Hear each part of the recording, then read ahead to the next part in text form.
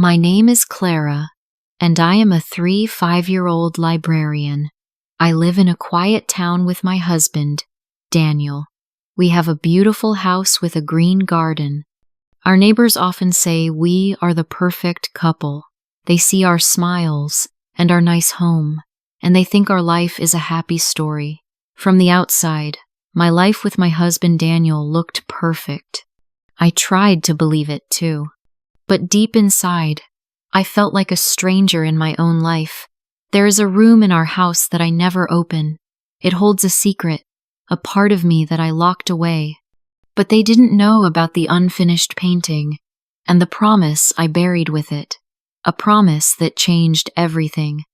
10 years ago, our life was very different. I remember our small apartment on the 3rd floor. It wasn't big, but it felt like home. It always smelled of fresh paint and warm bread. We didn't have much money, but we had big dreams. I thought our future was full of color and hope. We used to sit on the floor and talk for hours. He talked about his restaurant, a place with warm lights and happy families. I showed him my paintings, canvases filled with sunlight and flowers. He looked at my art with so much love in his eyes. He said my paintings made him feel calm. One evening, he held my hand. His eyes were bright with hope.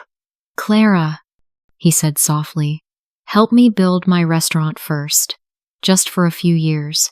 When it is successful, I will help you open your own art gallery.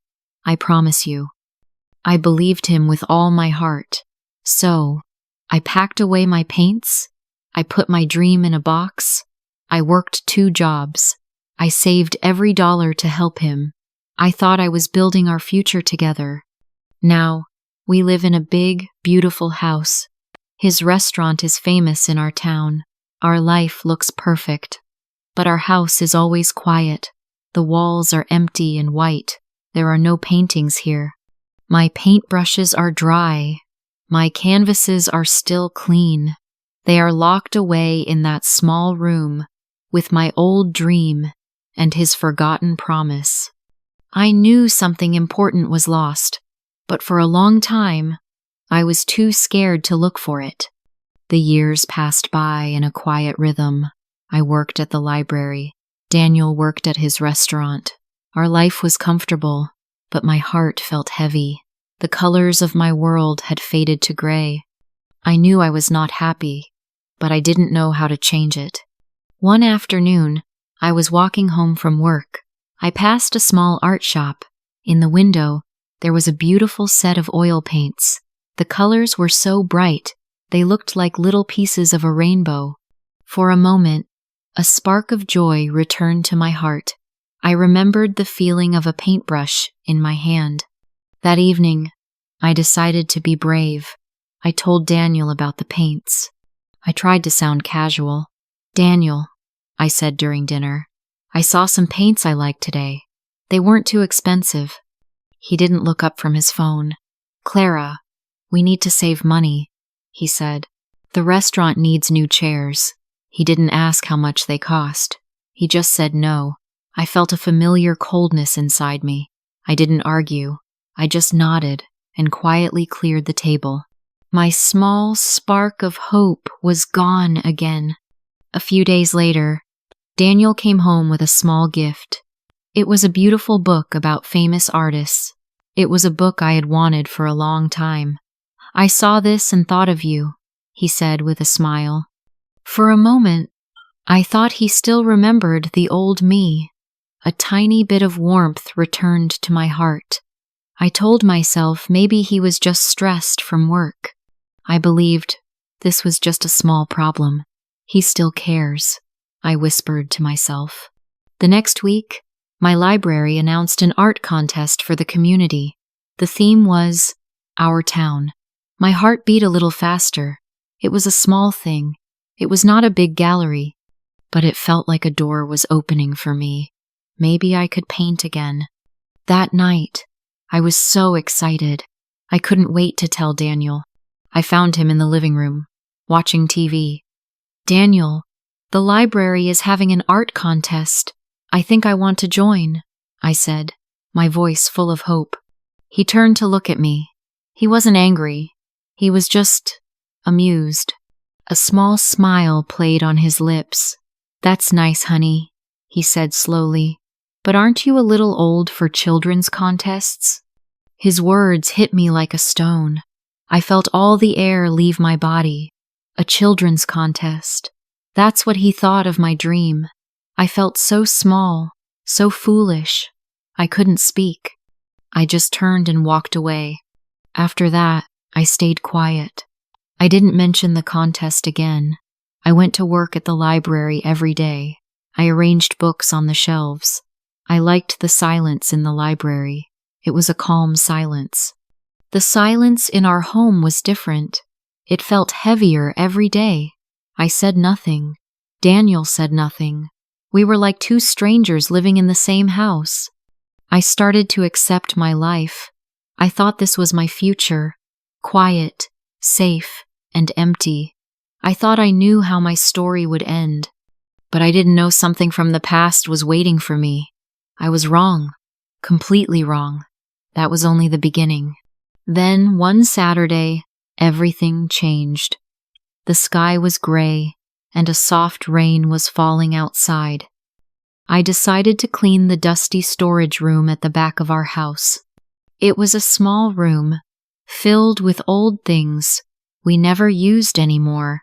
I thought it would be a simple, quiet task. In a dark corner, under an old forgotten blanket, I found a small wooden box.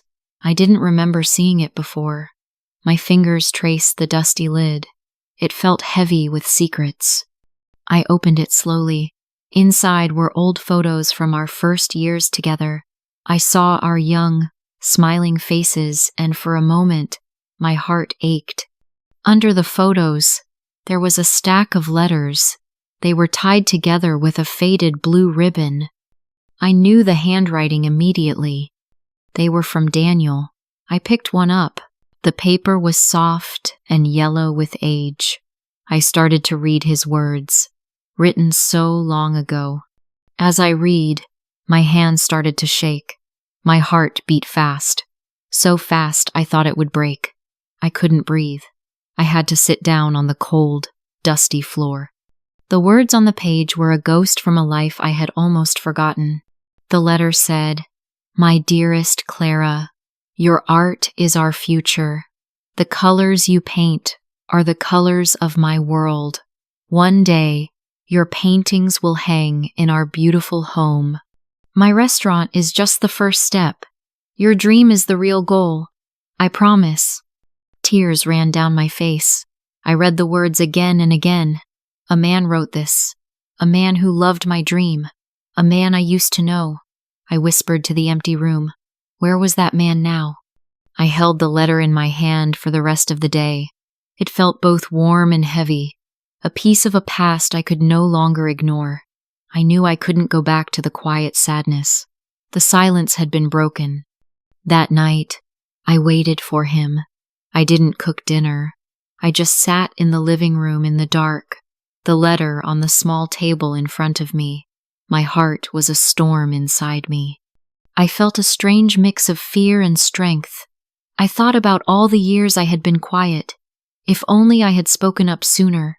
If only I hadn't been so afraid to be a burden. When Daniel came home, he turned on the light and saw me. He looked surprised. "Clara, are you okay? Why is it so dark?" I didn't say hello. I didn't stand up.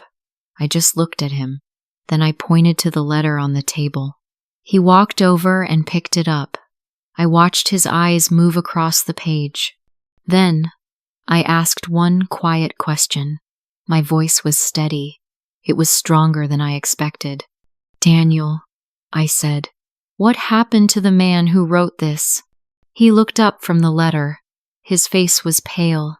He opened his mouth to speak, but no words came out. He looked at the letter again, then back at me. I could see the confusion in his eyes, the shock. I didn't cry. I didn't shout. I just stood there, watching his face change as he read his own words. I watched 10 years of silence fall away. a different kind of breakdown happened. Not mine, but his. It was a silent breakdown of a long-forgotten promise. I just stood there, breathing. The storm inside me slowly calmed down. For the first time in a long time, I felt a strange kind of peace. I had spoken the truth. Daniel didn't get angry. He didn't make excuses. He just stared at the letter. Then he looked at me, and for the first time in years, I felt like he was really seeing me.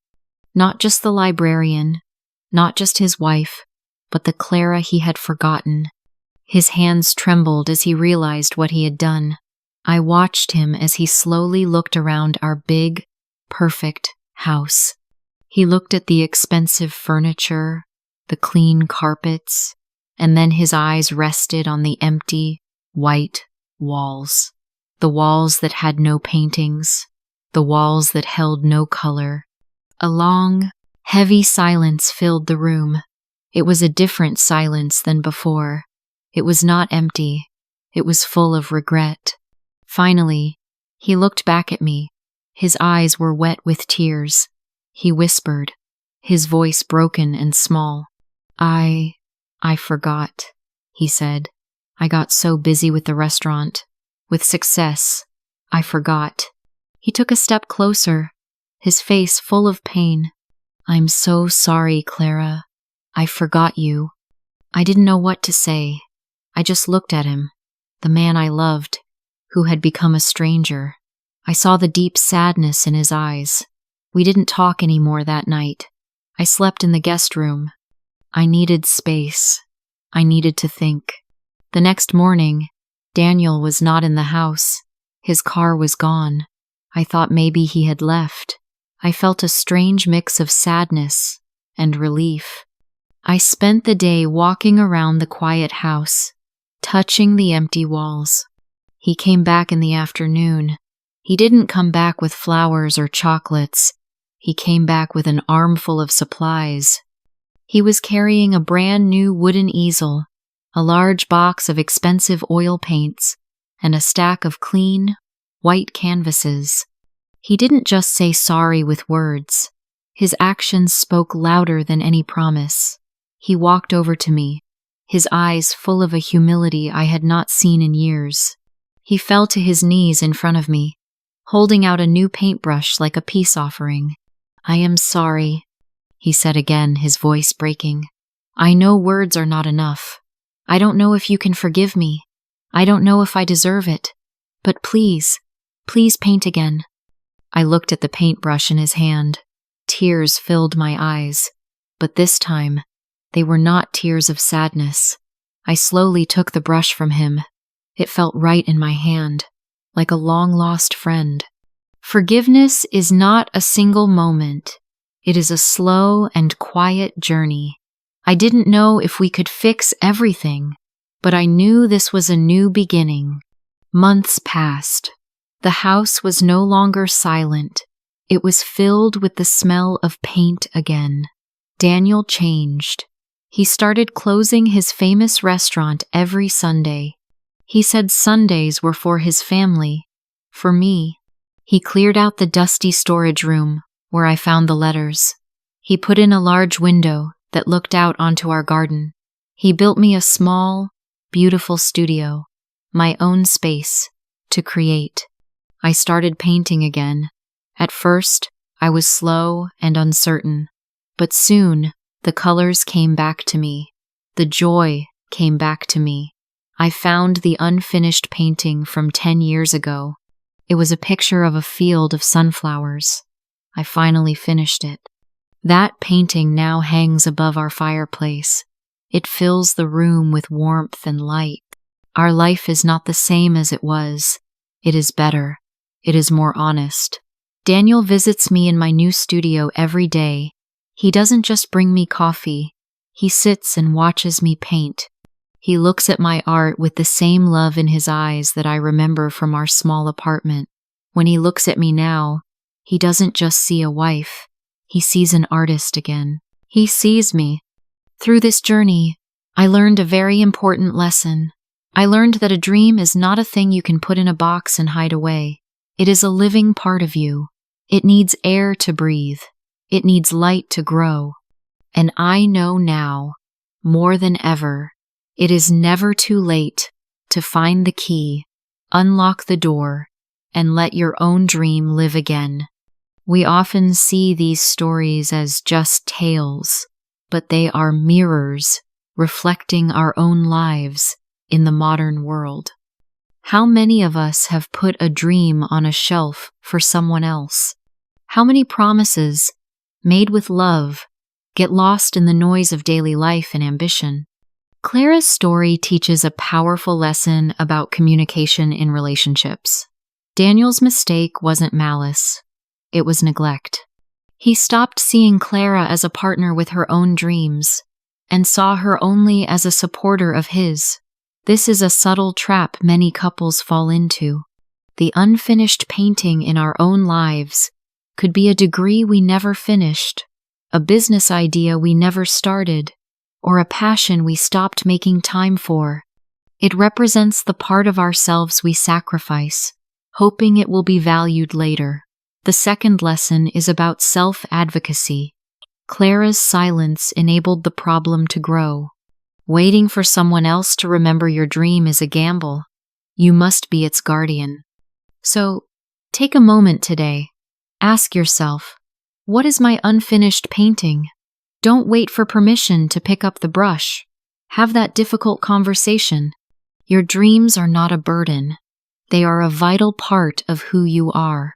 Have you ever had to choose between your dream and a relationship? I would love to read your experiences. Please tell me your story in the comments. If this story touched your heart, please like this video and subscribe to Peak English Stories for more. Your support helps these stories come to life. Thank you for listening.